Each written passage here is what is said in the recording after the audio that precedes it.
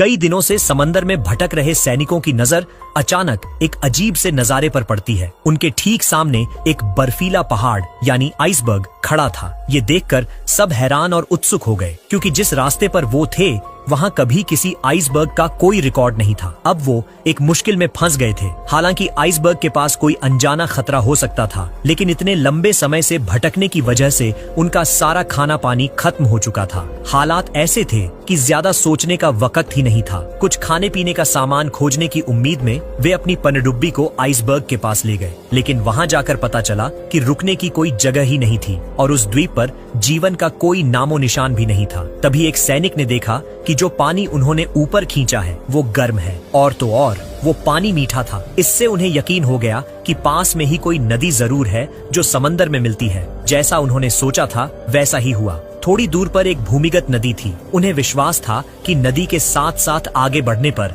उन्हें खाने के लिए कुछ जरूर मिलेगा। फिर क्या था, उन्होंने पनडुब्बी को नदी के बहाव के उल्टी दिशा में चलाना शुरू कर दिया। लेकिन जैसे जैसे पनडुब्बी आगे बढ़ी उन्हें एहसास हुआ कि ये उतना आसान नहीं है जितना उन्होंने सोचा था। आगे का रास्ता अजीब चट्टानों से भरा और बहुत खतरनाक था। कुछ मोड़ तो इतने तंग थे कि उन्हें चट्टानों से सटकर निकलना पड़ रहा था। ये सफर काफी डरावना था, पर जल्द ही उन्हें बाहर निकलने का रास्ता दिख गया। जैसे ही पनडुब्बी पानी की सतह पर आई, एक अजीब सा जीव पलक झपकते ही सामने से गुजरा। राइडर को लगा कि शायद उसकी आंखों का धोखा है। उसने दोबारा देखा तो कुछ नहीं था, लेकिन उसके दिल में एक अनजाने खतरे का एहसास पैदा हो गया। हालांकि ये एहसास जल्द ही हैरानी में बदल गया। जब राइडर और बाकी लोग पनडुब्बी से बाहर निकले तो उन्होंने देखा कि वो किसी दूसरी ही दुनिया में आ गए हैं। ये जगह अनजाने खतरों से भरी थी और हर कोने में मौत का साया था। उन्हें सबसे ज्यादा हैरानी तब हुई जब उन्होंने आसमान में टेरोसौर पिटेरोसौर को उड़ते देखा, जो कि कब के विलुप्त हो चुके थे।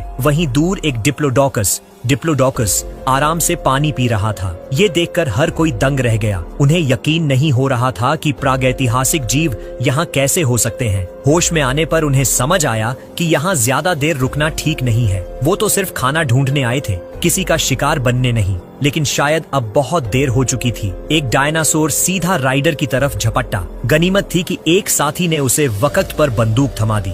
राइडर ने कई गोलियां चलाईं, पर डायनासोर को कोई खास चोट नहीं आई। तभी उनका बावर्ची MP-18 गन लेकर मदद के लिए आ गया। उसने और राइडर ने मिलकर ताबड़तोड़ गोलियां चलाईं। आखिरकार बुरी तरह जख्मी होकर डायनासोर डेक पर गिर पड़ा। खाने की इतनी कमी में उबला हुआ प्लेसियोसौर का मांस एक शानदार दावत थी। खाने की समस्या तो हल हो गई, लेकिन अब पनडुब्बी का ईंधन लगभग खत्म हो चुका था। मजबूरी में पेट भरने के बाद उन्हें उस भूली बिसरी धरती पर उतरना ही